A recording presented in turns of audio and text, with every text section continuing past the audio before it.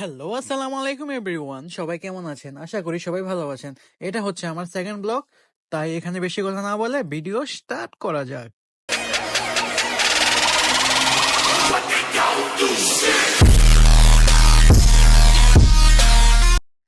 বন্ধুরা, আজকে সকালবেলা আমার সাথে খুব একটা বাজে ব্যাপার হয়ে গেছে। ব্যাপারটা হলো যে আমি আজকে যখন কাজে যাব, আমার বাইক চালিয়ে যখন একটু দূরে যাই, তখন আমি শুনতে পাই যে আমার বাইক থেকে খুব বাজে পরিমাণ শব্দ আসতেছে। লাইক এত বাজে, অ্যান্ড আমার এমন মনে হচ্ছে যে আমার বাইকের ইঞ্জিন খুলে পড়ে যাবে।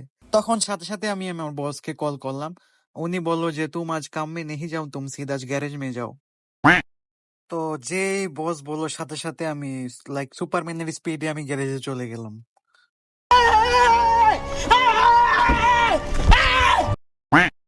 এই গ্যারেজে কিন্তু আমি একা আসিনি বন্ধুরা, সাথে কিন্তু এই যে আমার বড় ভাই এসেছে। উনি আর আমি একসাথেই কাজ করি। তারপর উনি গ্যারেজের গেটটা ওপেন করলো, দেন আমরা ভিতরে চলে যাব এখন। ওমা, ভিতরে আইসা দেখি যে কোথাও মেকানিক নেই। তাহলে কি বস আমাদের সাথে মিথ্যা কথা বললো? বাইগান। অনেকক্ষণ খোঁজাখুঁজির পরে শেষ পর্যন্ত মেকানিককে ধরে আনলাম। এন্ড সে আমার বাইক পরীক্ষা করে বললো যে আমার বাইকের পুরো ইঞ্জিন খোলা লাগবে। কিছু করার নেই, যেটা দরকার সেটা অবশ্যই করতে হবে। ও ইঞ্জিন খোলার আগে ওকে নিয়ে আমরা রেস্টুরেন্টে গেলাম, কারণ আমাদের অনেক ক্ষুধা লাগছে, তাই আমরা ডাইরেক্ট রেস্টুরেন্টে চলে গেলাম ওকে নিয়ে।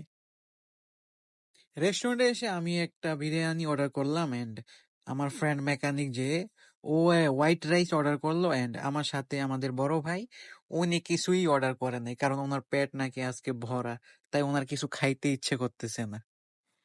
খাওয়া দাওয়া শেষ করেও আমার বাইকের ইঞ্জিনের কাজটা পুরোটা কমপ্লিট করে দিয়েছে।